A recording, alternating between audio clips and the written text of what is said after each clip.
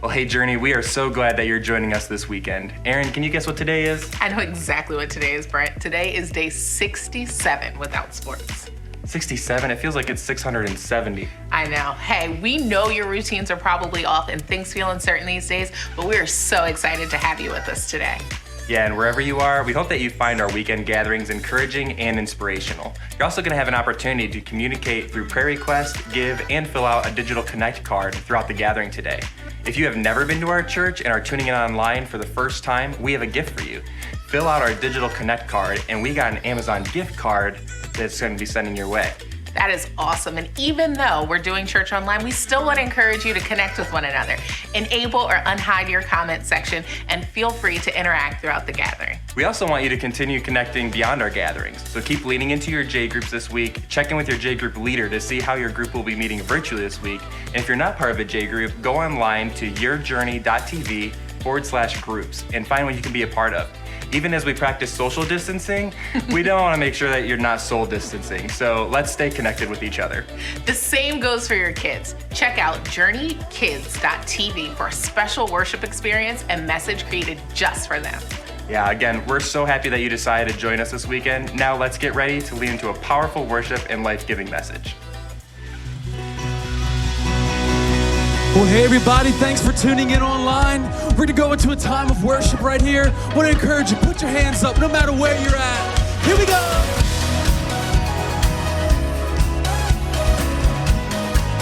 Little by little, I'm seeing your glory as I look into your eyes. Moment by moment, I'm living to know you. And I leave all else behind. In a world living upside down, you turn it right side up, you turn it right side up. Nothing better than the love I found. I'm dancing in your light, I'm dancing in your light. 'Cause nothing else could satisfy. You are the prize, you are the prize. You're all I want for my whole life. You are the prize, you are the prize. Here we go.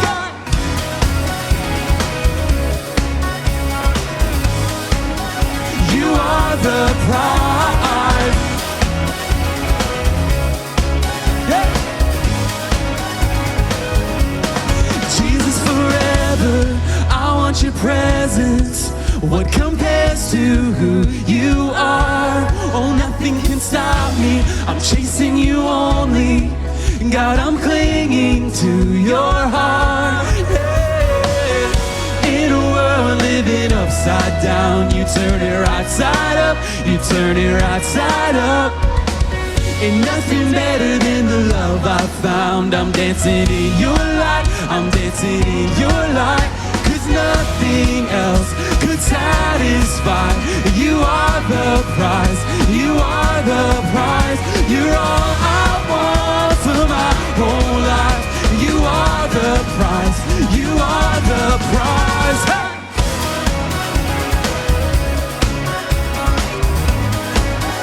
You are the prize.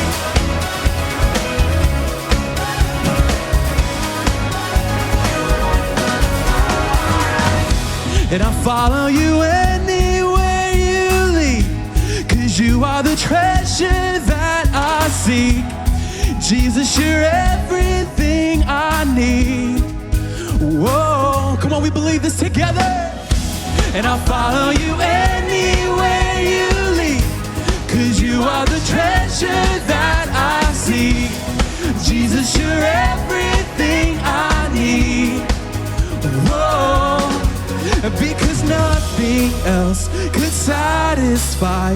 You are the prize, you are the prize. You're all I want for my whole life. You are the prize, you are the prize. 'Cause nothing else could satisfy. You are the prize, you are the prize. You're all I want for my whole life. You are the prize, you are the prize. Here we go.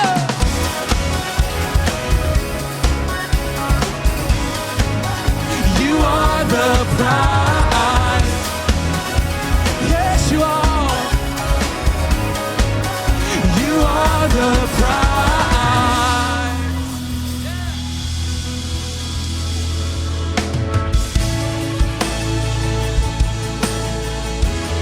We're going to continue to worship together today. Let's sing it out together. This sinful heart. This sinful heart, purchased and paid for on a rugged cross. You saw my shame and gladly you took my place. Oh, you made a way. A grace far beyond all that we'll ever know. It's all we'll ever need.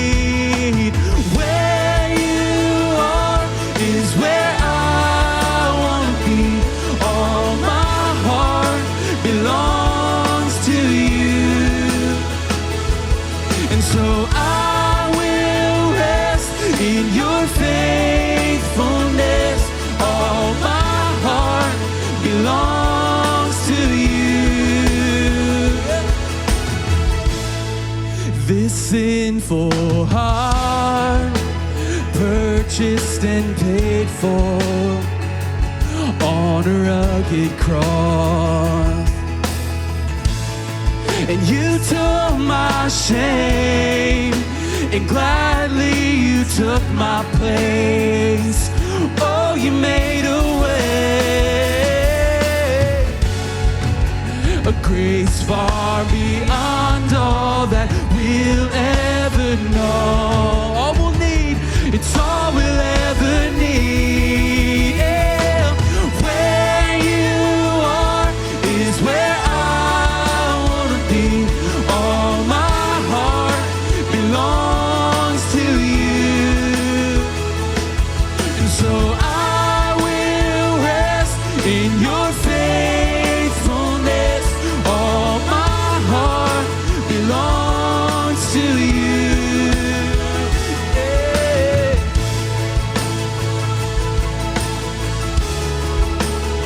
All my heart belongs to you, Jesus. Come on, let's sing it out together. You can find me in your presence, Lord. You have all my attention.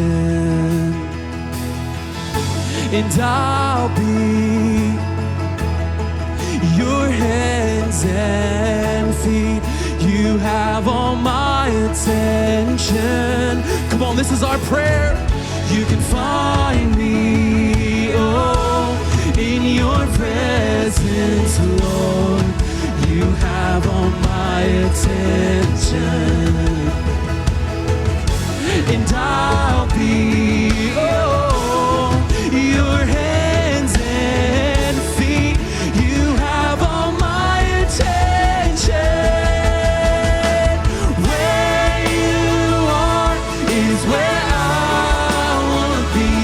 All my heart belongs to you. Yes, it does. I will rest in your faithfulness. All my heart belongs to you. Where you are is where I want to be. All my heart belongs to you. So I will rest in your faithfulness. All my heart belongs to you. Oh, yes, it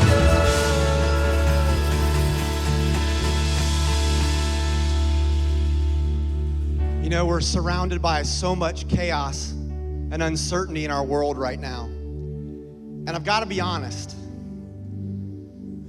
I've had a few moments over the past couple weeks where I found my mind flooded with worries and concerns. Maybe you can relate to that.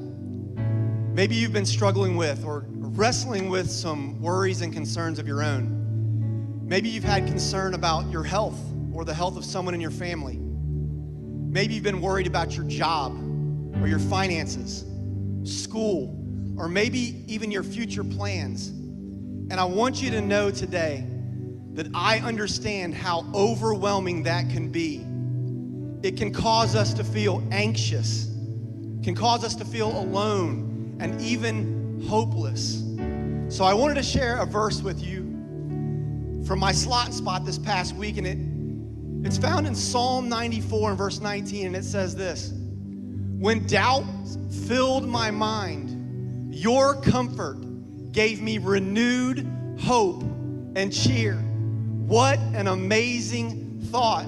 I was reminded this week that even when my world seems to be turned upside down, there is one person that I can consistently turn to for help. I don't have the answers to some of the questions that are being asked right now, but I know who does. God does. His comfort brings us peace when we're anxious. His comfort brings us connection when we feel alone. And His comfort brings us renewed hope when we feel hopeless. Journey, He is constant and faithful even in the middle of turmoil. Listen, right now we need to be reminded today that God is our greatest need. So come on, let's lift our voices and pray as we call out to God and thank Him for all that He has done and all that He is doing. God, we thank You today for being constant and faithful. God, thank You that when our world feels turned upside down, when we don't have answers, when we're confused and fear begins to well up in our hearts, thank You that You bring us peace. Thank you that You bring us connection. And thank You that You bring us renewed hope in our hearts. God, we want to tell You we love You today, and we recognize that right now You are our greatest need. So we call out to You today. We recognize You are the hope that we need filling our hearts at this moment. We ask these things in Your Son's precious and holy name. Amen. So come on, church, wherever you are right now, watching this online, let's lift up our voices as we continue to worship Him today.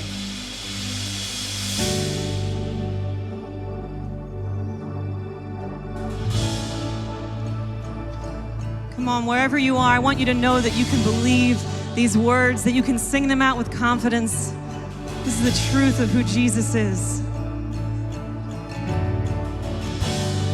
Every day in Your hands, You were there before time began. Sovereign One, I rest in Your plan. From the depths to the dawn, You are there, Your promise is strong. I will trust with all that I am.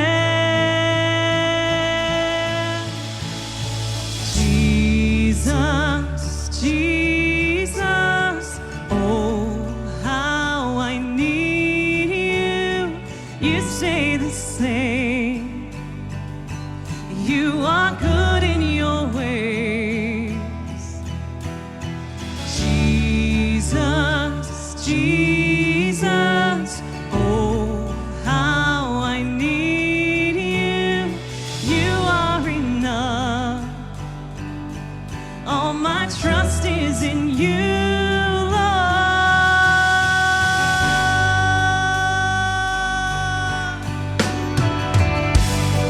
Fashion me for my heart, search my soul and know every thought.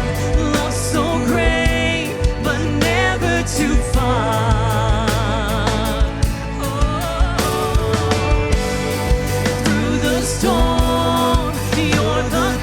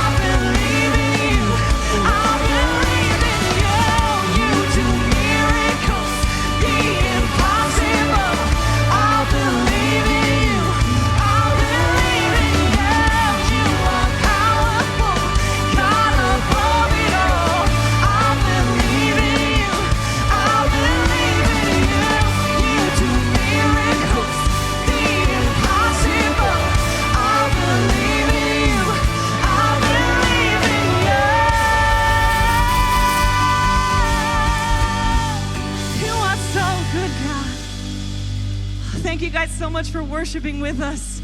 Now let's get ready for the message.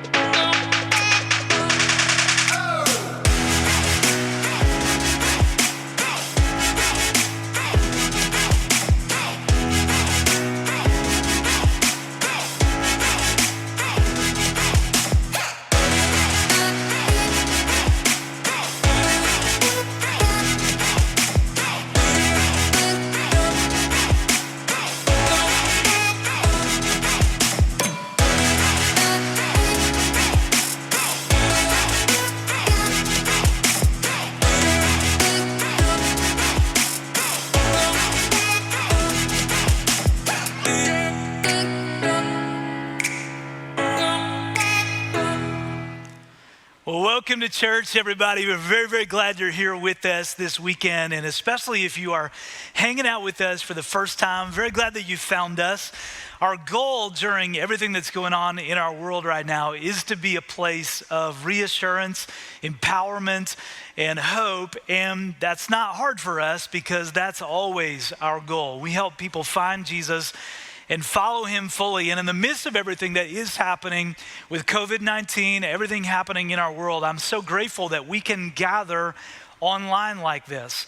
And with all of the uncertainty from day to day in our circumstances, I do want to bring all of us up to speed, keep you up to date with what's happening in the life of our church. We've been in a series over the past few weeks that we're going to wrap up next weekend, Palm Sunday weekend. And then the weekend after that is Easter, everybody. So it's coming only a couple of weeks away. And we have been working hard to create an experience that will happen Easter weekend, April 11th and 12th, that Saturday and Sunday, that is going to be so meaningful for you. It will happen online, but we've been working hard to create ways for you to experience it that I think are just going to be encouraging to you and so powerful. So stay tuned. We'll be getting you more details over the next few days and giving you the tools to spread the word and invite everyone you know to join us for Easter this year. And then we also want to help you stay connected, and you have an opportunity to do that in our J groups because we are extending our spring semester of groups through the end of May. So typically those would wrap up in the next couple of weeks, but we're going to extend those through May so that our groups can continue to meet online. And if you're not in a J group yet, we're going to be starting some new groups as well in a couple of weeks. So stay tuned for that. We want everybody in our church, whether you've been here for a while or you're brand new to all of this, to have an opportunity to get connected in a group during this season. And then finally, we want to stay connected to God during all of this as well. So starting Monday, we're going to be praying together on Facebook Live every morning and evening at the same time, 7:14 a.m. and p.m. Now, maybe asking, why are we praying at 7:14? And it all goes back to a verse in the Old Testament of the Bible in the book of 2 Chronicles, chapter 7, verse 14, where God says, if my people will pray, if they'll seek my face, then I'm going to hear their prayers, I'll forgive them, and I'll heal their land. And we believe that promise. So we're joining together with hundreds, if not thousands, of other churches around the world right now to just take a couple of minutes and pray together every morning and evening, again on Facebook Live. And if you're new to the whole prayer thing, we'll walk you through how to do that. And it's going to be a very meaningful and powerful experience together. So Journey, here's what I want you to know.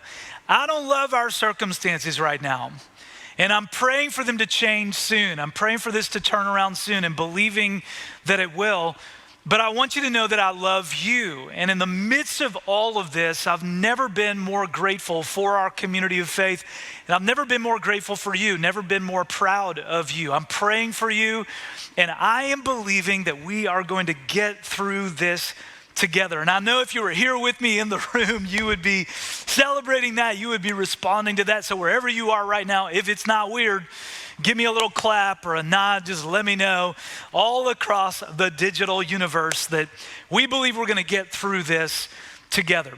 So we've been in a series the past few weeks that's all about faith.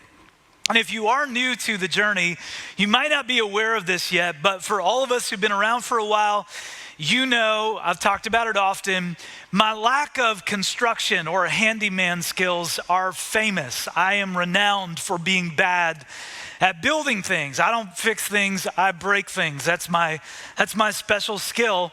And when Susie and I moved into our first house, we had been married just for about 1.5 years, and we bought our first house, the starter house. We lived there for 9 years, and we got such a great deal on this house. It's hard to believe how cheap it was. And when we moved in, a few months after moving in, we started to realize why it was such a great deal. It was not well constructed. And the guy who'd owned the house before us had made some improvements, if you know what I mean, just things that he thought were a good idea. And I don't want to brag, but I may not be good at construction, but at least I know it. This guy did not know it. He clearly was not aware that he was not good at this, and we were left to live with the results of that. So at least I know it. If Susie asks, hey, can you build this? I'm always ready with an absolutely not. And I try to say it with a smile, but we know I'm not the guy that we need to build this thing. So here's the truth. We're all building something. And whether we feel like we're good at it or not, we are all involved in a construction process. You are building a life. So am I. Wherever we are when it comes to faith, we're building a life just like someone builds a house. You're building a relationship life right now. You're building an emotional health life. You're building a physical health life. You're building a school or work life. Even if it's online, you're building that life. Maybe you're building a life of dealing with not having work. Your circumstances have changed. You're trying to figure out where you're going to get what you need. And you're building a life. You're building a financial life. You're building a spiritual life. So am I. Every moment of our lives, we are constructing our lives for better or for worse. And the construction never pauses. It's happening right now. Each of us is building a life. So the question is, how's that going? What does the house that you're building look like? What does your house of faith look like? And many of us may be new or relatively new to the idea of building a life of faith. Maybe we just started following Jesus, or we had drifted away from a life of faith and we're coming back, getting re-engaged, or maybe just the circumstances in our world have caused us to take a second look at our faith. So here's what Jesus says about building a life, building a house of faith. He says, anyone who listens to my teaching and follows it is wise. Anyone who listens to my teaching and follows it is wise. Now, anybody else struggle with not listening? Anybody else have that problem? I do. I have this busy brain and I tend to tune things out, and you might have even tuned me out a moment ago. You said, what's the question again? Because if you struggle with not listening, you probably weren't listening. I'm like that. I kind of zone out. I've got a lot of things going on in my head. This happened to me just the other day in our kitchen. My daughter asked me a question and my head was somewhere else and I wasn't really listening. And you know that awkward pause where you weren't really listening, but it's time to respond to the question? I had that. And so I had to ask my daughter, can you repeat that? And she made a couple of comments about how I wasn't listening, and then she repeated the question, but by the time she got back to the question, I had tuned out again, and so I had to ask her a second time, can you repeat that? And she was not amused. Can I just tell you that sometimes I have a can you repeat that kind of relationship with Jesus? He's speaking, and I'm tuning him out. I've already moved on to something else in my brain. I've got this busy brain when it comes to what Jesus wants to speak into my life. Now, thankfully, he's patient, but at some point, I got to start paying attention. I got to listen. Not listening to Jesus is a problem. But according to Jesus, there's an even bigger problem than not listening, and that is not doing. Because Jesus doesn't say, anyone who listens to my teaching is wise. He says there are actually two steps. Anyone who listens to my teaching, anyone who listens to what I have to say, that's step one, and follows it, that's step two, they're wise. So it's important not to expect people who haven't yet listened to what Jesus has to say to start following what he has to say. People who haven't really paid attention to the message of Jesus yet, we can't expect them to be doing what he says when they don't even believe it yet. So don't judge the people around you who haven't really listened to who Jesus is and what Jesus is all about yet. But on the flip side, Jesus says that those of us who are listening, the next step is so important. We've got to start following what he says, not just hearing it, but putting it in action, not perfectly, but always making progress in our faith. We are building a life. We're involved in this construction process. And the good news is Jesus doesn't discriminate. He says, anyone who listens to my teaching and follows it is wise. No matter what our past looks like, no matter what we feel like we don't bring to the table, how insecure we feel about what we have to offer God, Jesus says it's okay. Anyone who's willing to listen, who has ears to hear and a heart to respond, they'll follow what I have to say. They're wise. Anyone can come to Jesus and begin following him. So how wise is someone who listens to what Jesus has to say and follows it?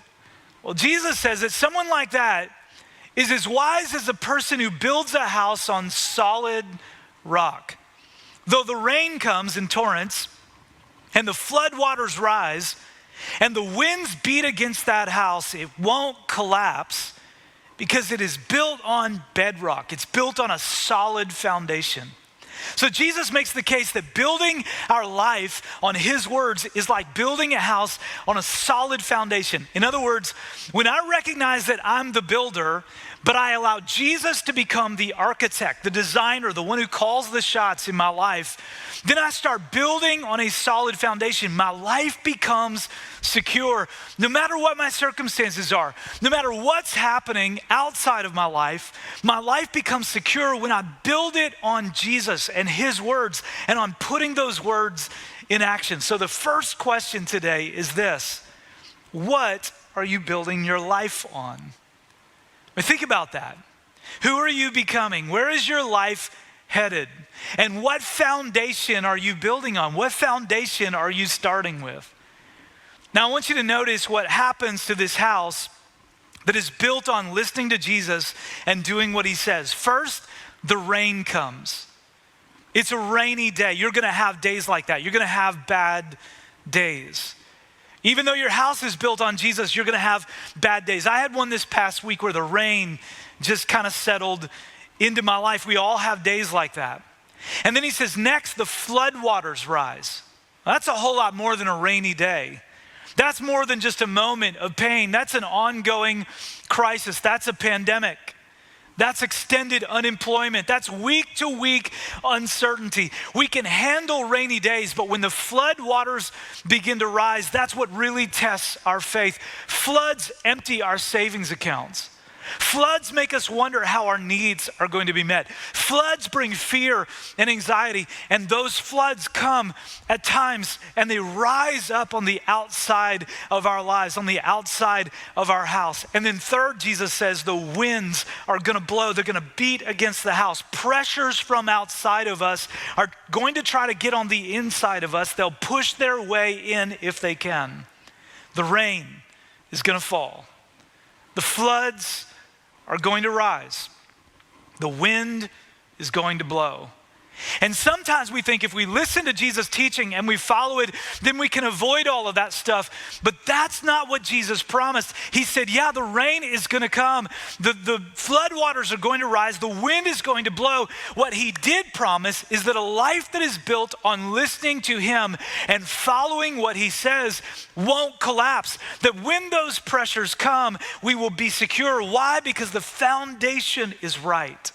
We're built on that solid bedrock of who he is and what he says.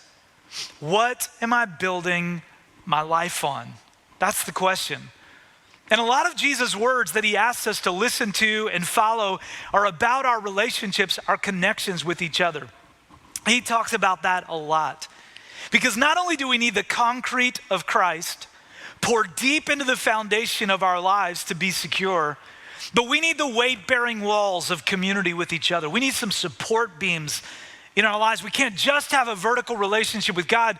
We've got to have healthy horizontal relationships with a few people in our lives that provide this support system, and that we provide some of that support system for others. So the second question is, who are you building your life with?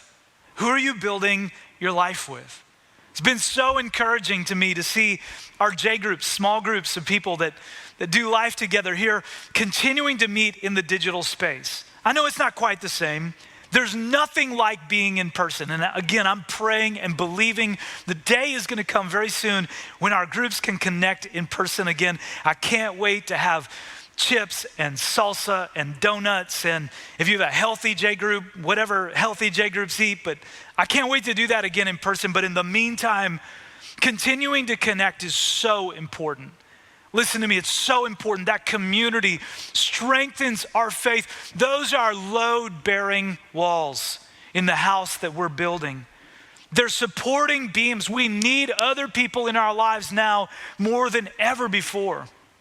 So who are you building your life with? But Jesus says, anyone who starts listening to me, no matter how long they didn't listen in the past, gets this fresh start, this clean slate. And as they follow what I say, wisdom begins to take shape in their lives, and their house won't collapse when the storm comes. But there's a flip side to all of this. There's another part of it, and that is the danger when we don't do what Jesus says here. And he says it this way: anyone who hears my teaching and doesn't obey it, doesn't put it in action, doesn't build according to my plans, is foolish. They're like a person who builds a house on sand. And when the rains and the floods come and the winds beat against that house, it will collapse with a mighty crash. You know, our heart as a church is that everyone would hear the life-giving message of Jesus. We want everyone to hear about Jesus. We have a passion as a church. In fact, we're so passionate about it. We call it Journey City. It's a 30-mile radius of where I'm standing right now, where 1.8 million people live. And so many of them have never really heard. They've heard religion. They've heard what people think about Jesus, but they've never really heard the life-giving message of Jesus. And we want everyone to hear. And our mission won't be complete until everyone within Journey City has heard the good news about Jesus. But Jesus says here that we can actually hear his teaching, step one, and then not obey it, not follow through with step two. And when that happens, that makes us foolish. What's the opposite of wise? You know, a wise person is someone who builds their life on Jesus and his words and putting those in action, not perfection, but always leaning into their faith. Jesus says the opposite is a foolish person who tries to build on the sand, build on their circumstances, build on their own ability to figure things out. My summer after my senior year of high school, I worked construction for a few weeks. And I know, I already shared I'm not good at it, and I wasn't good at it then. It was not a good thing. But I had a friend whose dad found out I needed a job, and he had pity on me. And so he said, well, you can work, I'll hire you. You can work on one of my construction crews. We'll just give you odd jobs to do. And he owned a small construction company that built homes, mostly starter homes, people's first homes, smaller houses and small construction crews. And so I worked construction that summer. And one of my jobs, just a couple of weeks in, was to crawl in the crawl space under one of these houses. Was almost completely finished. And they had built the house and the flooring and the joists under the flooring, and then there was the dirt covering the foundation, and there was a crawl space just under between the floor and the dirt. And I had to crawl under that floor and push this roll of plastic in front of me to create a moisture shield to prevent moisture from getting up. And they had built that house, built the floor and the joists of the flooring so close to the dirt that no one else could fit under there except 117-pound yours truly. And so they gave me a flashlight and they sent me down under this house. And that was my job. I had to push this roll of plastic in front of me, squeeze under the joists of the floor. And right when I got started, it was dark, it was wet. Right when I got started, one of the guys on the construction crew said, hey, be careful down there. We pulled a snake out of there last week. Now you can imagine what was going through my mind. I'm 18 years old and I'm down under this house. It's dark, it's wet. I've got this flashlight in my hand. I'm crawling, and then I'm pressing down under these joists, pushing this roll of plastic in front of me. Here's what it looked like.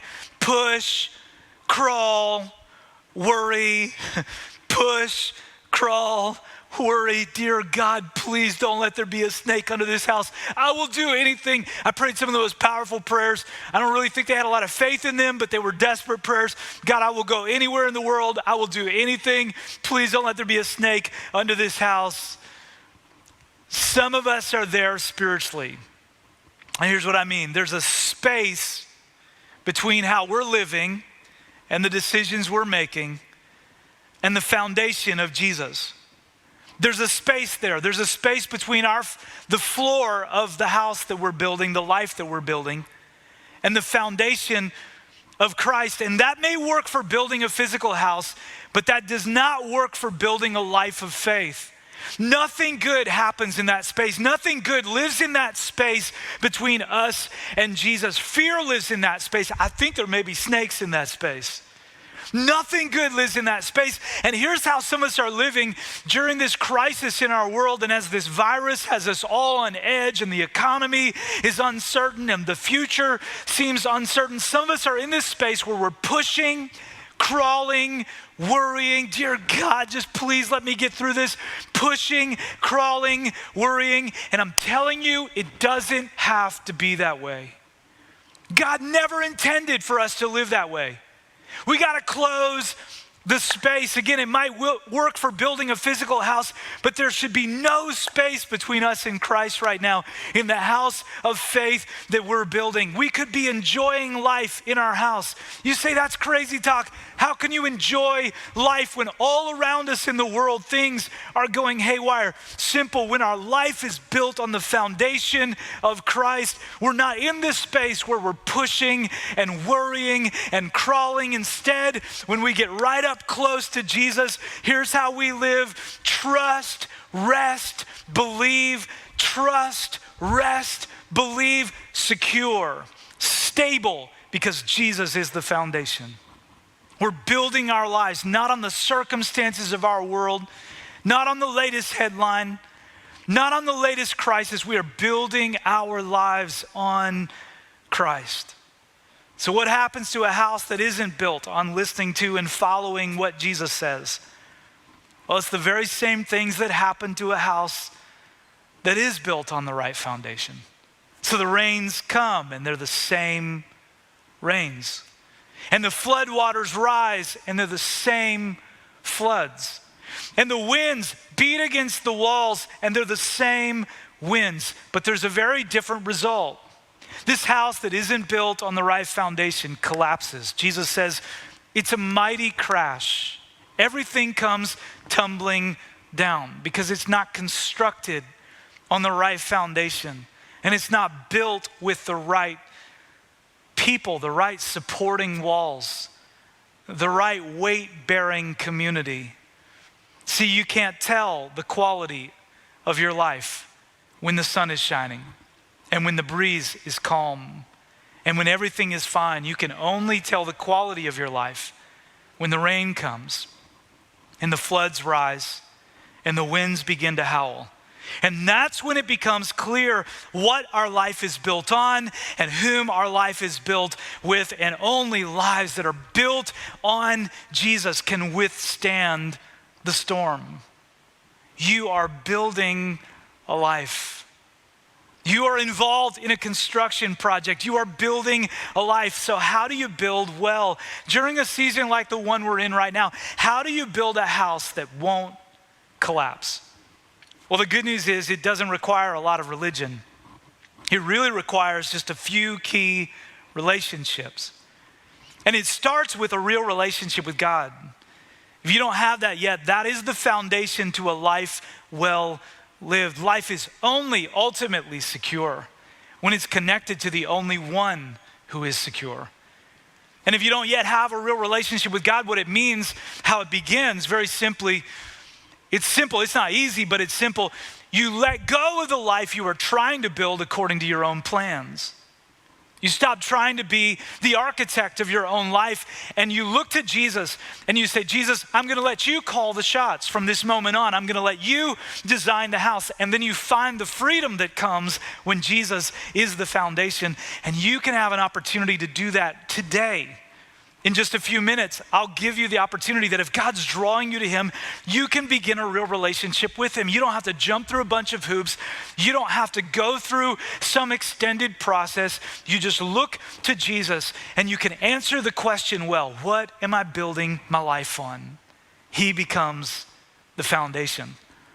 And then a life that's built well, a house that won't collapse, continues to be constructed when we grow in our relationship with God. When we don't just listen to what Jesus says, but we follow it. And we begin leaning into our faith. And you can do that two ways this week, two foundational ways. The first one is to connect with God daily. He wants to hear from you.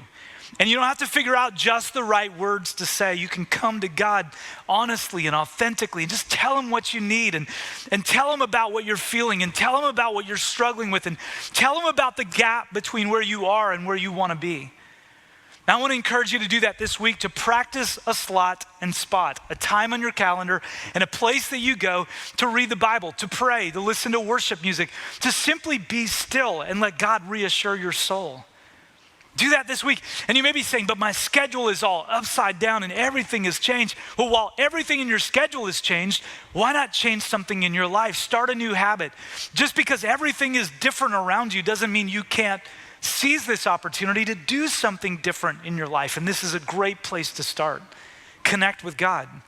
And then secondly, you can grow your faith by connecting with a few other people. Show up for your J group online this week. Over the next couple of weeks, find a group if you weren't in a group leading up to this. I'm telling you, you need it more than ever. Who are you building your life with?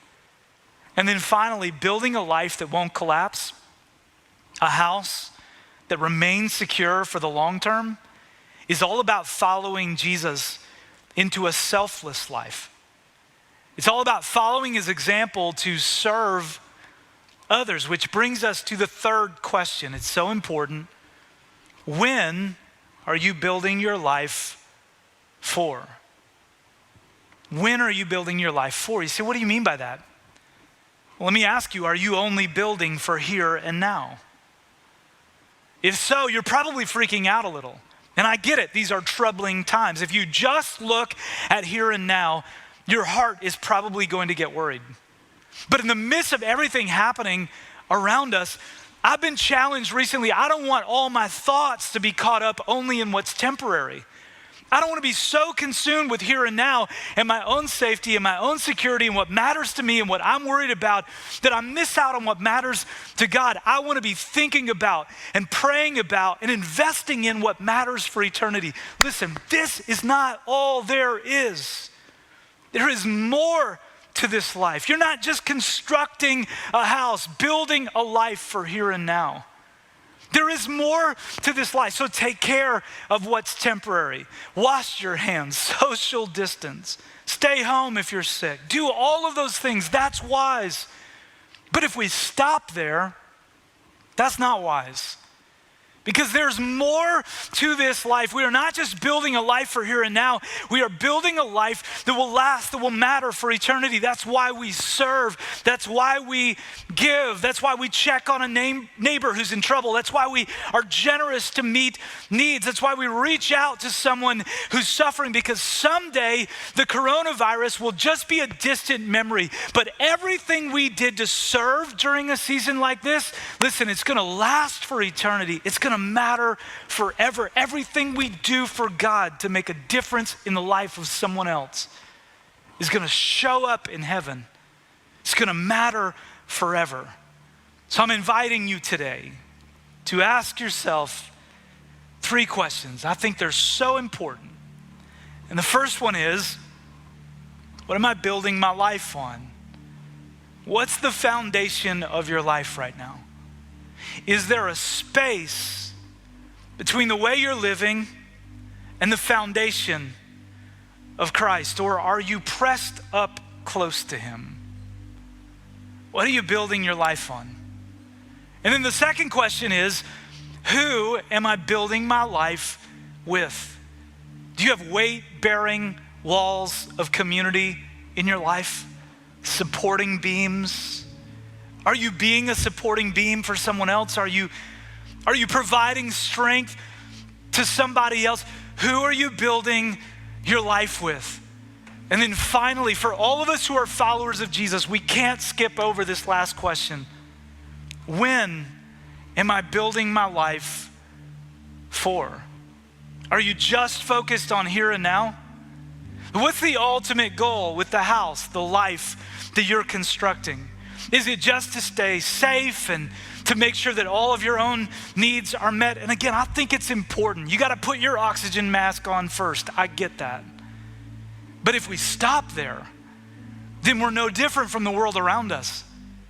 As followers of Jesus, we're called to do something more than just make sure that we're safe. We are called to make a difference that will last for eternity. So I'm challenging you today that when you build your life on the right foundation and with the right people, that you take the next step and you make a difference that will last. This week, make a difference in your family, make a difference in your church, make a difference in your neighborhood. Reach out, serve somebody, be generous, build for eternity. Because I promise you, I don't know how long it's going to take, but the headlines around us are going to change eventually. But the headline in heaven will always be the same, that those who follow Jesus gave their lives away for what will last forever. And then let me encourage you today that when Christ is concrete, poured deep into the foundation of your life and you stay close to him, and when people going the same direction are the community that you're doing life with, and when eternity is the clock that you start to watch most closely, when you start living not just for here and now, but for there and then, storing up treasures in heaven, when you begin to live that life, it doesn't matter how bad the storms get, it doesn't matter how the rain pounds down on your life, it doesn't matter how high the floodwaters rise, how hard the winds blow, you will not collapse. Your house will be secure. Your foundation will hold. The structure will stay in place. When your life is built on Jesus, your house will not collapse. And if you need that reminder today that you have a hope inside of you that is greater than anything happening outside of you, right where you are right now, would you open your heart, your life up big to God with me? And let's pray together. Come on, receive this. I pray it over you. Father, right now, I pray for every person watching right now, every person who's a part of this community of faith, every follower of your son, Jesus. I pray that we would not live in worry and fear and anxiety. God, I'm not trying to diminish the problems we're facing, but God, you are greater than anything that we are coming up against right now or is coming up against us. I pray that our foundation would stay secure in Jesus Christ. I pray that our community would weather the storm in relationships with each other, and then I pray that we would watch the right clock, that we would not get so caught up in what's temporary that we forget about what's eternal. I pray that over us right now, and I pray for hope to rise up in us, reassurance to rise up in us, strength and courage. Come on, receive that right now. Let it rise up in us in Jesus' name. We are secure. We are safe in our Father's hands. We are built on a solid foundation. We believe you for it today. And while you allow God to speak into your life, speak into your heart right where you are, I want to take a moment and talk to all of you who want to begin a real relationship with God. Maybe up until this moment, your life has not been built on the right foundation. You've been trying to build it yourself. And I want you to know that if God's drawing you to him, you don't have to wait another moment. You can begin a real relationship with God. And again, you don't have to jump through hoops. You don't even have to join this church. All of that stuff, many of those steps come later. You'll grow in your faith, but it starts without any of that. It starts very simply when you look to Jesus and you look to his death and his resurrection, what he did for you, and you say, I'm gonna build my life on that. He's gonna be my foundation. And you can take that step right now. I'm gonna lead us in prayer again, and if that's you right where you are, I wanna encourage you to pray these words out by faith or words of your own, but pray it with faith in your heart, something like this. Jesus, today I believe in you. I am no longer the architect of my own life. From this moment on, you design the house. You build my life.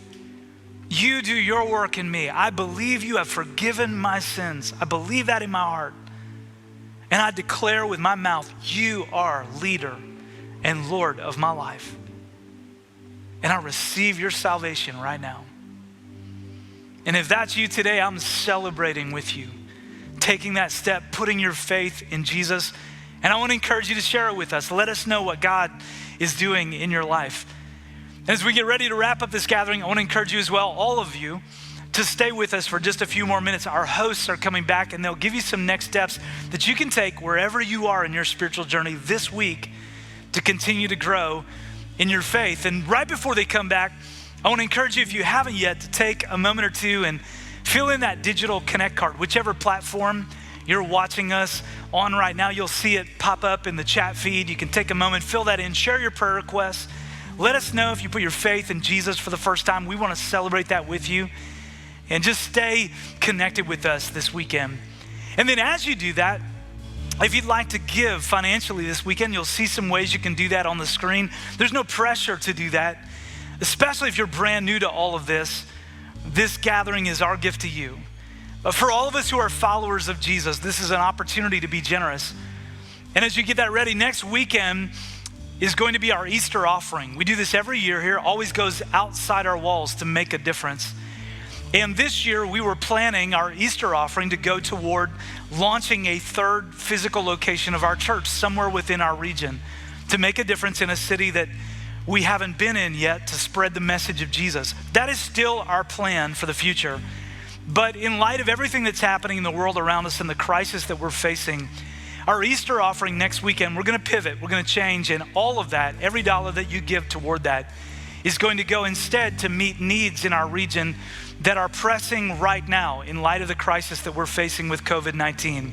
And we've already started on your behalf, just so you know. We've been coming alongside community partners. We've helped shelters for people experiencing homelessness, and feeding programs continue providing the funds so that that can go forward. This past week, we delivered masks that we had in storage for missions trips and for disaster relief. We delivered those to local hospitals to help meet the shortage. We've provided funds for outreach programs in the city of Wilmington for students, and recovery programs to continue to provide services for people who are struggling with addiction. We even are delivering coffee to our medical personnel who are on the front lines of serving those who are in desperate need right now. We're letting them know that there's a church that cares and recognizes the contribution they're making. We are making a difference in our communities and in our region. Journey, this is what we were made for, and this is what we give for. So as you give your first this weekend, as you put God first with your finances, and then as we give as God leads next weekend in our Easter offering, we're gonna continue to make a difference. And we care about your needs as well. So we have an opportunity on our website to let us know through Code RED if you've got a need in your life. And we're gonna do everything we can to meet as many needs as we can through your generosity. So thank you for giving. Next weekend, we're gonna continue this series. For now, stay tuned as our hosts come to wrap us up. I love you so much, Journey. Have a great week and enjoy the journey.